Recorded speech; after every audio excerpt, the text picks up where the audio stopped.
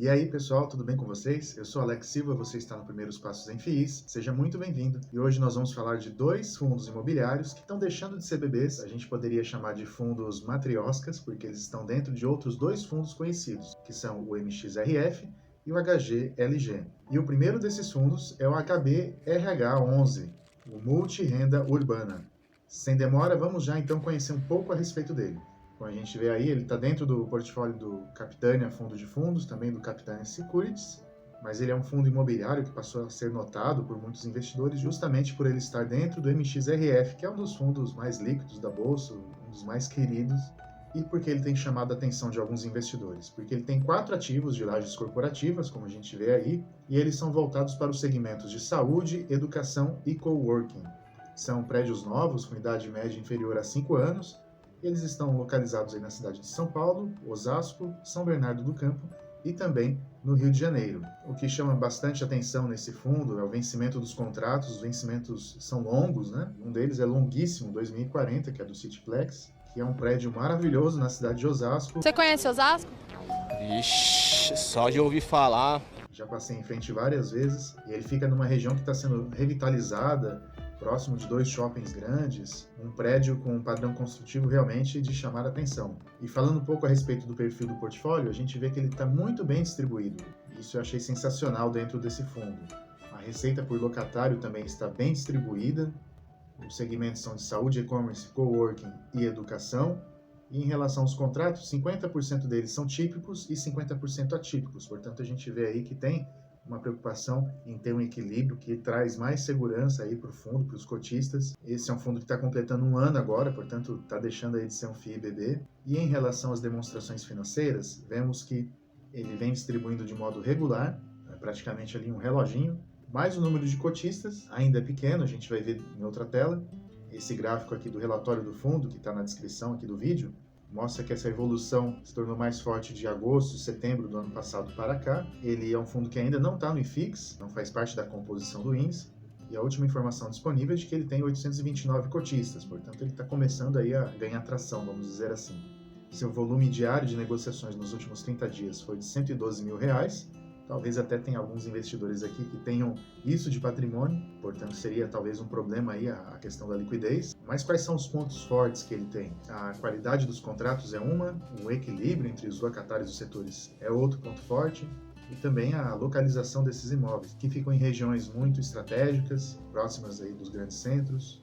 O patrimônio dele atualmente é de 246 milhões, e o seu dividend yield dos últimos 12 meses foi de 8,30%. Portanto, um fundo aí bastante promissor. Não dá para dizer ainda que ele será um grande fundo no futuro, isso depende muito de como ele vai crescer, depende também da liquidez, se ele vai fazer novas emissões, se ele vai continuar com essa quantidade de ativos bem distribuída. Esse vídeo aqui não é nenhuma recomendação de compra nem de venda, mas caso você não queira comprar o HBRH, você pode investir nele indiretamente comprando cotas do MXRF. E fechando aqui, esse é o valor da cota dele atualmente, o valor patrimonial por cota, e também vemos aí o seu PVP.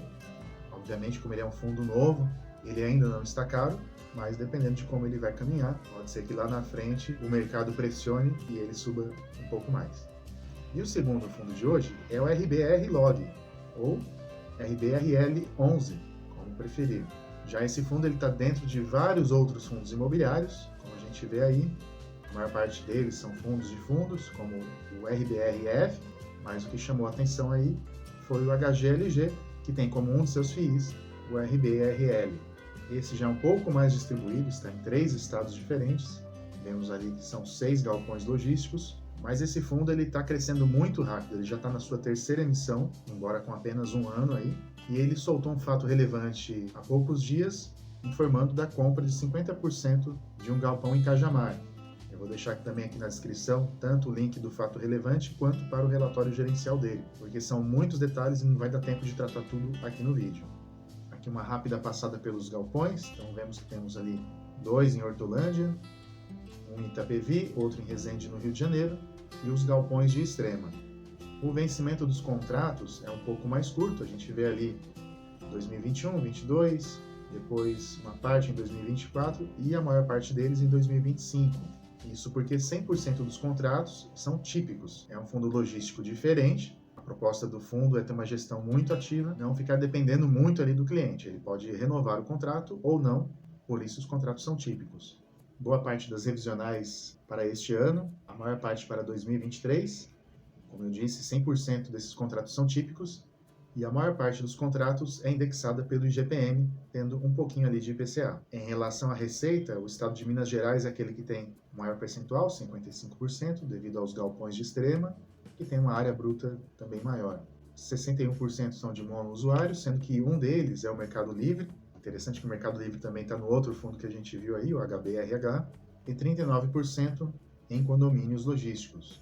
Esses são alguns dos FIIs que o RBRL tem dentro do seu portfólio, porque além de ter galpões logísticos, que é a estratégia core, ou seja, principal aí do fundo, ele também pode ter outros fundos imobiliários dentro da sua carteira, ele pode também investir em desenvolvimento e ter algum dinheiro ali de liquidez para poder aproveitar algumas oportunidades no momento.